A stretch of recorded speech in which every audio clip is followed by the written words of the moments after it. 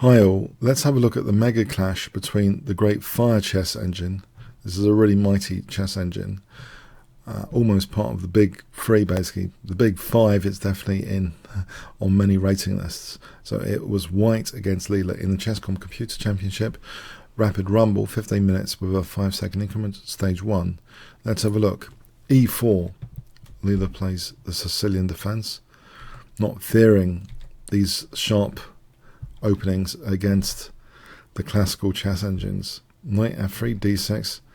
So we have another transposition into the Najdorf variation from normal, very normal looking position now in the Najdorf. Bishop e3, e5, knight b3, bishop e6, f3. This is like the English attack system against the Sicilian because it was popularized by some English grandmasters. It was usually played just against the dragon, but now this structure was also deemed very useful against this, even without black fianchettoing.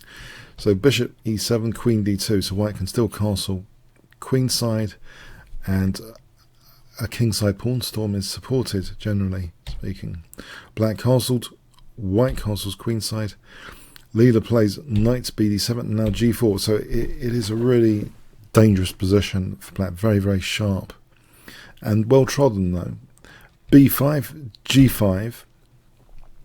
Now here, the key move in ChessBase Livebook is to play b4, and there have been hundreds and hundreds of games following this sequence. For example, like this with f4 now, a5, f5, a4. Knight gets sacrificed because the bishop's kind of trapped. b3 threatening b takes and queening, so something has to be done about that. Takes, and then bishop b3. Yeah, this is a really sharp line indeed. Even from here, there's tons of games even from this position, and it carries on like that. There's a very famous Anand game which you might want to check out on the channel as well in this line. Anand playing black had a brilliancy game there. So anyway, in this game, knight h5. Now sometimes, yeah, it has been seen before, sometimes this could be very handy, especially if the dark square bishops are exchanged off at some point. Black might be able to arrange that later with bishop d8 to b6 if it's allowed. That's a big if. In fact, white plays very positionally now, in a way, knight d5. We have bishop takes, e takes. Now this square can be used for the knight, and a knight on c6 is going to restrict black's operations. Leela tries f6 here. This is already extremely dangerous territory, especially with this knight on h5. On g6, then a knight coming in to c6 is unpleasant already, in fact.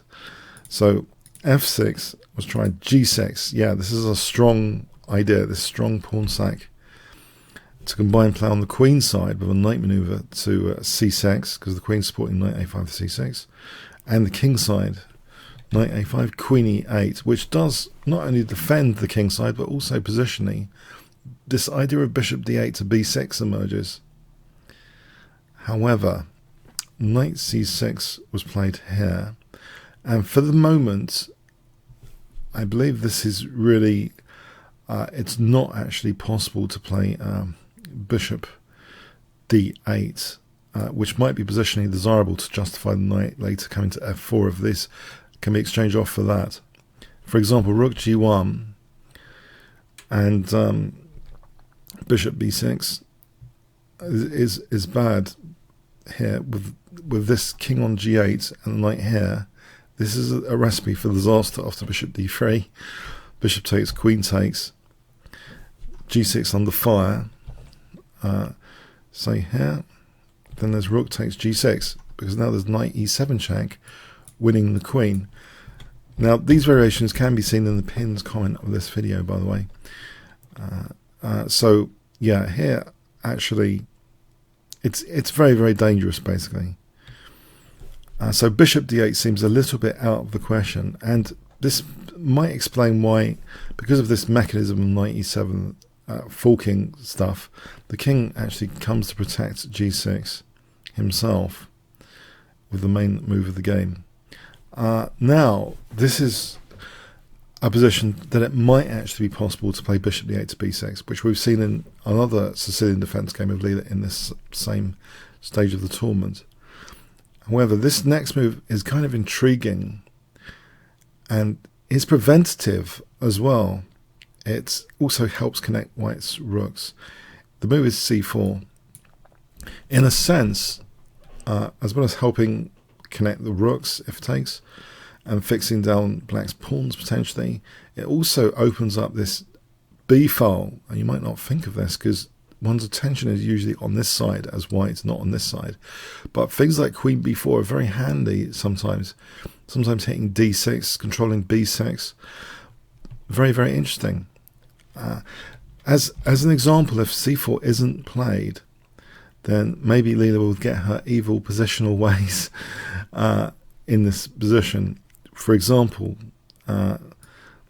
let's say rook g1, f5, and now bishop d8 to go with bishop b6 to justify this knight hanging on the edge.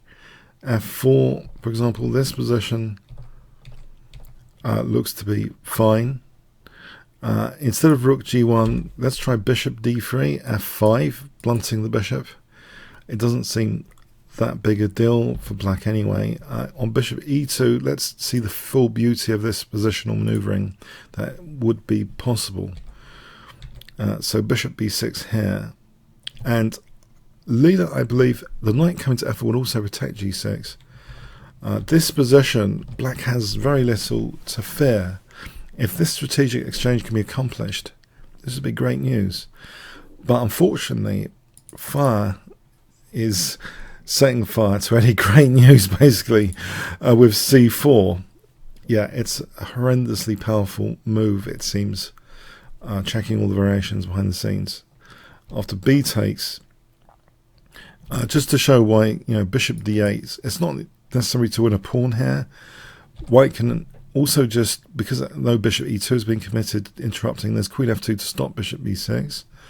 This position, say this is eventually taken, this should be okay, at least even, but black's not getting this positional play, and white might be building pressure, and this knight's still stuck there on h5. So okay, b takes was played here, b takes c4, bishop takes. Now f5, on trying to arrange bishop b6 here, queen b4 hits d6 and stops bishop b6. If bishop c7 protecting d6, this is just nasty. You can see that the queen is a real pain, in fact can even infiltrate sometimes. This is just a real pain. White's able to build up on the king side, leaving this knight on the rim over here, making sure there's no strategic exchange over there. The knight's also stopping, of course, rook b8. This is just painful, this position for black. White's building up the pressure, basically. White's better there. So we see f5, which marks the sort of giving up of the bishop doing this strategic exchange, trying to go on this diagonal instead. But, with rook b8, that ruled out this attack might not be that significant now against white. We have king b1, bishop f6. And now, white can build up on the g file. e4, f4 keeps the knight out. The knight on the rim is dim still. And also stops any knight e5, of course. Knight c5. And now, building up on the g file. I think Leela's really actually tied down here without too much counterplay. White's got a ready-made, easy peasy plan of just building on the g file. Knight a4 seems to smack of desperation. This is repulsible. This knight move is repulsible with interest. But what else, given there's no rook b8? If rook f7, then white builds up against g6. Okay, that was a nifty way, to hit b2. b3, say, and then bang, rook takes g6. White's attack comes first here, unfortunately, in these variations. For example, this is a disaster variation, where all of a sudden queen d5 not only strikes at the king side, but these two rooks on light squares, for example, like this, and it's just too slow. Knight e7 check, and look, the rooks are exposed. It's just not working, basically. If rook b6 here, then again, knight e7 picking up that one instead. Things are just not working here. after the rooks crash through, giving themselves up. Yeah, the queen's pretty devastating. So knight a4, but as I say, this is a repulsible move with queen b4. And in fact, yeah, I mean, it is coordinating. This is a threat, but it's repulsible. If rook dg1, yeah, this is to be taken seriously. Like, for example, knight takes c4, ouch. No, it has to be taken seriously, but this is very strong, queen b4.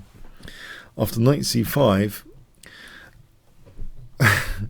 this is remarkably strong play. This is superhuman play, queen a3. First of all, on a3, the queen can switch sometimes to h3. Yeah, they're still eyeing bishop takes c5 without running into any problems at all. And in fact, the idea is not even to win a pawn or anything. You know, rook f7 offering as though that can be winning a pawn. But no, black's got counterplay on the b file with rook b7 coming. Instead, white now goes in for the kill, takes this knight off, not with the idea of taking a pawn, but switching the queen now to h3. We have rook b7, which seems to be some sort of counter-attack. It looks as though also e3 needs to be checked out here.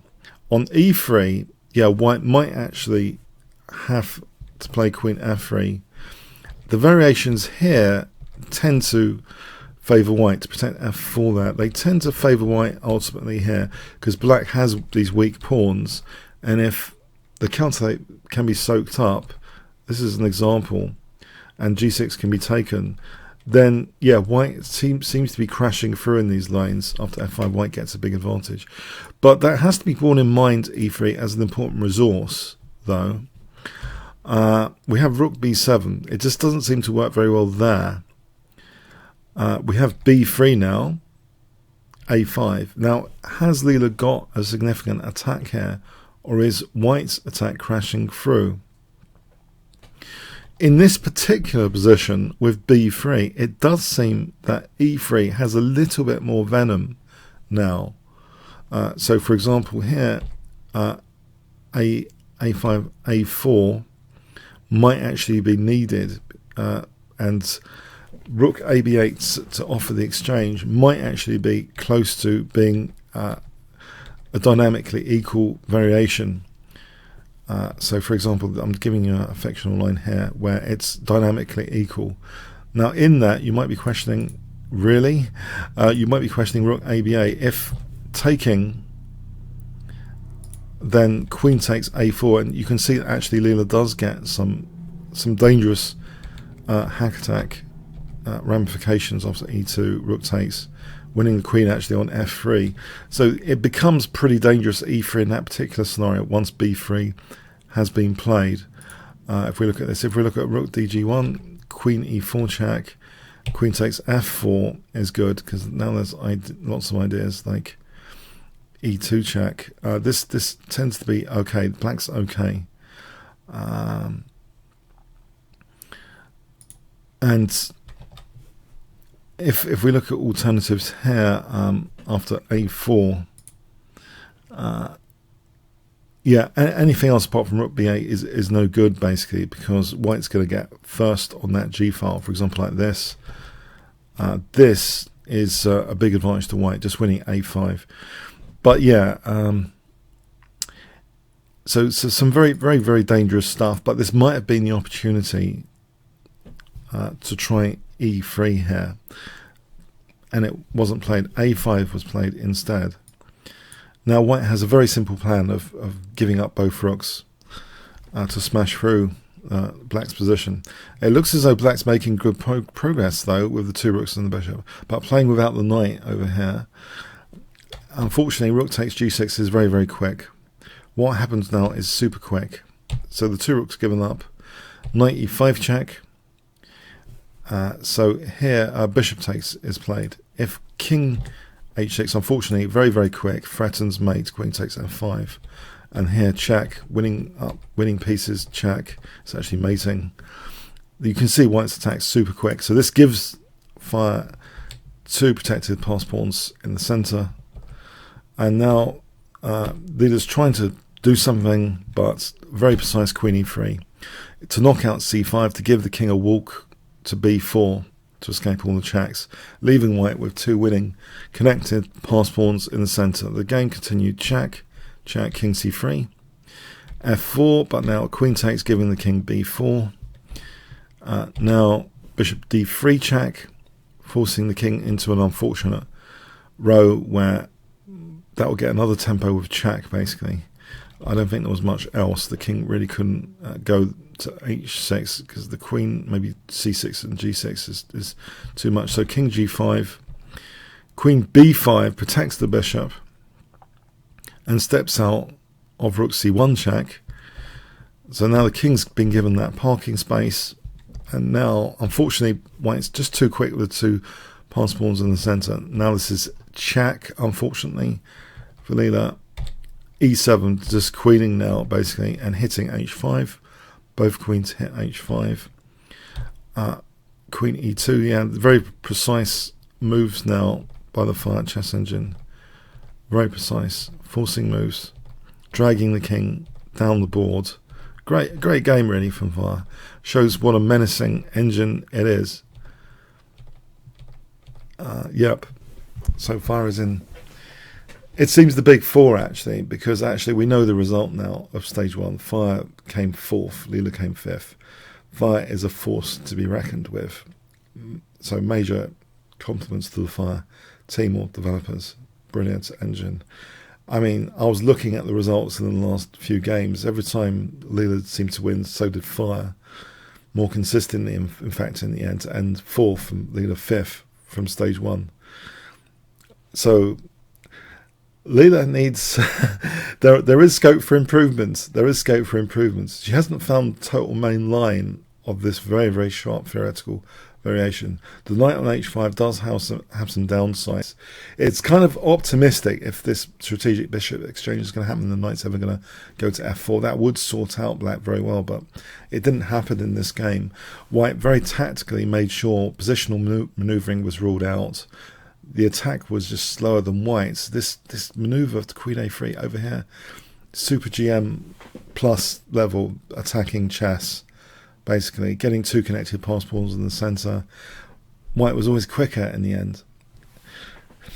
So a real force to be reckoned with. And yeah, Leela's not invincible. This is, though, close, though, even at this ID. Leela's ID 11089 only lost 2 games in this entire stage 1, and so this is I've shown you already the other one against Ethereal.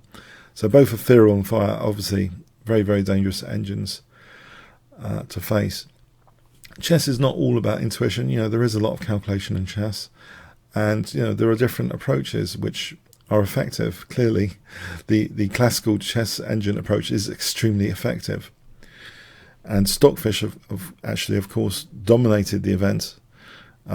Totally dominated the event. Yeah.